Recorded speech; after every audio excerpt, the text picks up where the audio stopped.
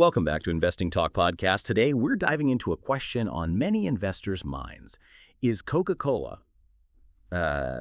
is it a good time to buy now? We're going to break down all the key information for you, looking at recent reports, financials, market analysis, really try to give you the full picture.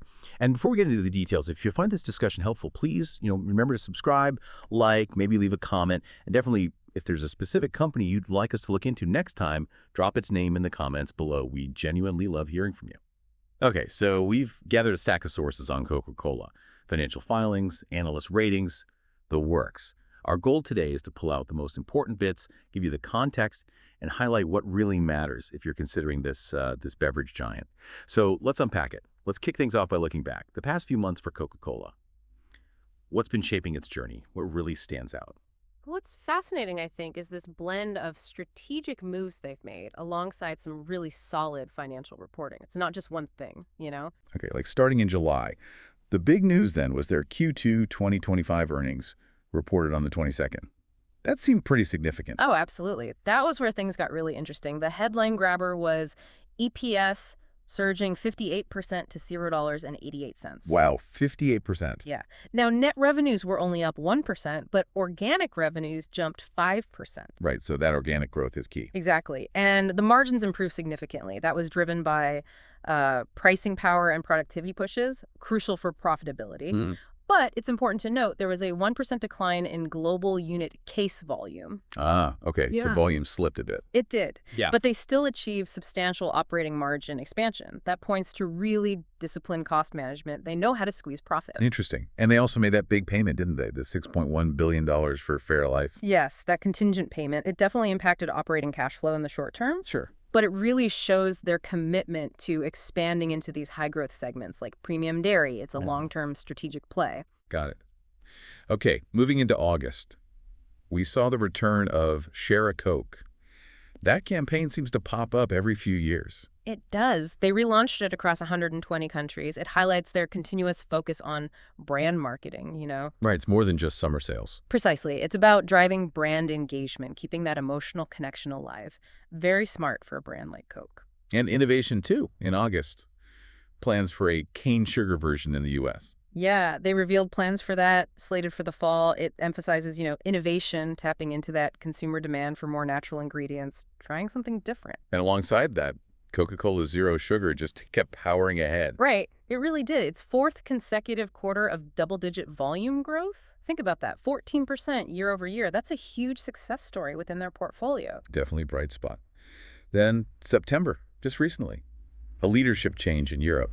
Luis Ortega taking over as president. Yes, that announcement came through. It often signals a renewed focus on international strategies, maybe a shift in approach for that key market.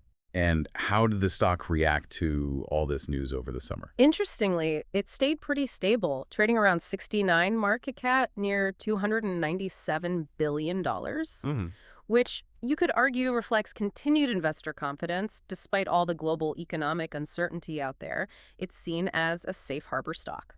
We also saw some institutional moves mentioned. Big Larry Sardar increasing its stake. That's right. They increased their position by 3.9% back in Q1 filings. It shows ongoing interest from some pretty significant market players. Always good to see. Okay, so that brings us up to speed on what's happened. Now, looking forward, what does this all mean for the next few months? What catalysts should investors be watching for? Well, if we connect the dots, the next 3 months actually have quite a few scheduled events that could definitely influence the stock. All right, let's run through the calendar. What dates should we circle? Okay, so September 20th, that's when the leadership transition in Europe with Luisa Ortega officially happens. Okay. Then October 2nd, that's the U.S. cane sugar product launch, a key innovation to watch. October 11th, there's a major ETF rebalancing window that can sometimes cause flows in and out of large cap stocks, like Coke. Could move the needle. Possibly. Then October 28th, we get the institutional Q3 portfolio disclosures. We'll see if funds were buying or selling. Always insightful. And the big one, November 15th, the Q3 2025 earnings release. Okay, quite a packed schedule. How might things like that ETF rebalancing or the Q3 disclosures impact the stock specifically? Well, investor activity around those events, particularly the institutional disclosures, could lead to some noticeable shifts in Coca-Cola's share price and trading volumes. Market reactions might amplify volatility a bit, especially since, Coke often trades at a premium valuation compared to some other beverage companies. Right, that valuation is often a talking point. It is, so strong institutional interest could help support that premium. And what are the expectations heading into Q3 earnings and around that new cane sugar product? Expectations are pretty high, actually. For the product innovation, especially that cane sugar variant, people want to see if it resonates. For Q3 earnings, investors will be laser-focused on volume recovery. Did that Q2 dip reverse? Also, margin trends, and crucially, what management says about global demand and cost pressures. Yeah, the commentary is always key. Definitely. Strong performance there could really validate Coca-Cola's growth premium narrative. Okay, beyond the scheduled stuff, there's always market chatter, right? Any interesting rumors floating around about Coca-Cola? Oh, there always seems to be something. This raises the question of future strategy, right? Exactly. Well, one persistent rumor is about a potential strategic acquisition. Something maybe to diversify the portfolio even further, maybe into a totally new space. Interesting. What else? There's also been some market chatter about an accelerated share repurchase plan, especially if the stock happened to underperform for a period. That could support the price. A way to return value to shareholders. Precisely. And speculatively, if that new U.S. clean sugar drink does really well initially, there's talk it could see an international rollout, maybe to Europe, by the end of 2025. But that's definitely speculative for now. Still, something to watch. And for long-term holders, anything on the dividend front? Yeah, for those focused on the long haul, some analysts are speculating that Coca-Cola might boost its dividend again in early 2026. Given their track record, it wouldn't be surprising and would signal long-term confidence. Okay, let's switch gears a bit and really dig into the core health of the company itself. Fundamentals. What do the financials tell us about Coca-Cola? Fundamentally, Coca-Cola remains, a powerhouse. It's got a very strong underlying financial structure. Let's get into the numbers. Revenue and earnings performance. Sure. For the full year 2024, revenue was $45.75 billion. That was up 4% year over year, driven mostly by sparkling beverages and good performance in emerging markets. And the bottom line. Net income for 2024 was $9.54 billion. That translates to a strong 20.8% net income margin. Very profitable. And more recently, Q2 2025. For Q2 2025, net income came in at $3.34 billion, which was up from $3.19 billion the year before. And looking forward, analyst consensus generally expects low to mid-single-digit annual EPS growth through 2026, plus consistent dividend increases. It's that reliable, steady growth story. Okay, what about the balance sheet? How much debt are they carrying? Is it healthy? It looks pretty solid. Total debt as of March 28, 2025 was $39.84 billion.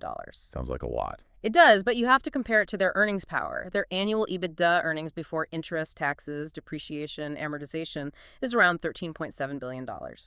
So that leverage level is actually quite moderate for a huge, stable consumer staple company like Coke. Okay, that puts it in perspective. And cash on hand. They held $8.42 billion in cash and equivalents at the end of Q1 2025, so a decent cushion. But wasn't there something unusual about cash flow in Q1? Ah, yes, good point. For Q1 2025, net cash used in operating activities was $5.2 billion.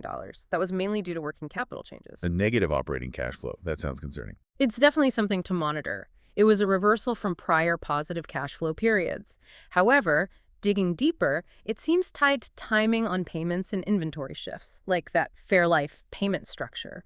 Their dividend payout ratio remains sustainable over the long run, supported by historically robust cash flow. So likely a temporary thing, but you watch it in Q2 and Q3 numbers. Understood. Okay, competitively, where does Coca-Cola stand?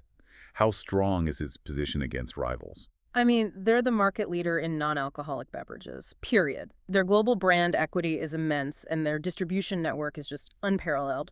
Plus, incredible product diversification, over 200 brands now, and that massive international footprint. That scale really provides a protective moat, doesn't it? Absolutely. That's their core competitive advantage. Intangible assets like the brand, those crucial bottler partnerships that handle logistics, and the sheer scale they've built over decades through M&A and relentless marketing. But what about the shift towards healthier drinks? Is that a major threat? It's definitely a headwind, a long-term risk they have to manage. But Coca-Cola's growing portfolio in zero-sugar options, water, sports drinks, even coffee and dairy now, that helps offset the risks from traditional sugary drinks. They are actively adapting. Right, they're not standing still. Okay, let's shift from the company's health to the stock's behavior. Technical analysis time. For chart watchers, what are the technicals suggesting? Sure. If you look at the trading data recently, we see some pretty clear patterns, mostly suggesting stability. What's the recent price action been like? Any key levels? Over the past 30 days or so, Coca-Cola's stock has traded in a fairly narrow band, mostly between $67 and $70. We're seeing identifiable support around that $66, $67 level where buyers seem to step in, and resistance up near $70, $72, where selling pressure tends to pick up. So pretty range-bound then, no big breakout. Exactly. It hasn't made a decisive move either way in the past month. More consolidation than trend. What about the moving averages or other indicators like RSI or MACD? What are they telling us? Okay, the 50-day moving average is sitting around $68.50. The price is just slightly above it, which technically indicates a, let's say, tepid short-term uptrend, very mild. In a longer-term view. The 200-day moving average is around $67.25. The price staying above that reflects persistent long-term support, which is constructive. Okay, momentum indicators. The relative strength index, the RSI, is hovering around 52. That's squarely in neutral territory, not overbought, not oversold. And the AMSTD indicator is pretty flat, signaling no strong momentum building in either direction right now. So the technical picture is kind of neutral, consolidating. That's a good way to put it. Waiting for a catalyst, perhaps. Okay, moving beyond the charts and numbers. What about the latest news flow and the general sentiment surrounding Coca-Cola? And crucially, what are the potential risks we need to keep in mind? Yeah, it's always important to gauge the mood around the stock and be aware of potential pitfalls. Any significant analyst actions recently? Upgrades, downgrades? Well, Morgan Stanley reaffirmed their overweight rating and a $75 price target back on August 15th. That's a positive signal. Importantly, there haven't been any major downgrades in the last couple of months, and no big earnings surprises or guidance changes since that Q2 report we discussed, so relative stability on the analyst front. What about insiders? Are executives buying or selling? Looking at recent filings, there were some minor stock sales by executives back in February 2025, but these looked pretty consistent with historical equity award exercises, part of their compensation. So not necessarily a red flag. Probably not. What's maybe more notable is the lack of large insider buys. You'd typically see those if insiders felt the stock was significantly undervalued. And general sentiment online or in the news? It seems neutral to maybe mildly positive. No huge buzz, positive or negative. Just steady perception, it seems. Okay, let's talk risks. Every investment has them. What are the key ones specifically for Coca-Cola? Right. This is crucial for anyone considering an investment. Stock-specific risks definitely include regulatory changes. Think about sugar taxes, potential packaging restrictions, or tighter rules around marketing, especially to younger demographics. These are consistently cited in their own financial filings, like the 10K, as primary threats. So things they're actively monitoring. Constantly. Also, commodity price volatility. Things like sugar, aluminum for cans, sharp price swings there can pressure their margins. And because they operate globally, significant non-USD exposure means currency fluctuations can impact their reported results quite a bit. Makes sense. What about broader market risks? Well, the big one is always a potential global recession. That could definitely reduce consumer spending, impacting their sales volumes, particularly in emerging markets where they're looking for growth. And competition. Always. Fierce competition from their main rival PepsiCo, but also Nestle in some categories, and increasingly strong local and regional brands popping up everywhere. It's a constant battle for market share. Okay, we have covered a ton of ground today. Fundamentals, technicals, catalysts, risks. So let's try to synthesize this. What's the overall takeaway? Based on everything we've looked at, is Coca-Cola a good buy right now? And who is it best for? Yeah, let's bring it all together. If we connect all these pieces, that the performance, the outlook, the risks, the overall rating, based on the sources we reviewed, comes out to, I'd say, a solid 7.5 out of 10. 7.5 out of 10. That's pretty good. Can you break down the reasoning behind that score? Strengths, drawbacks? Sure. The strengths are pretty clear. You've got that robust balance sheet, a dominant competitive position globally, very consistent earnings and dividend growth track record, and those defensive qualities that make it attractive when the economy gets shaky. Okay, the classic blue chip appeal. What about the drawbacks? The main drawback is probably the valuation. It's not cheap relative to its own history, trading around 24 times earnings. Growth is moderate, reliable, yes, but moderate. And as the technical showed, the short-term upside seems a bit limited right now, given the range-bound trading. And the risks.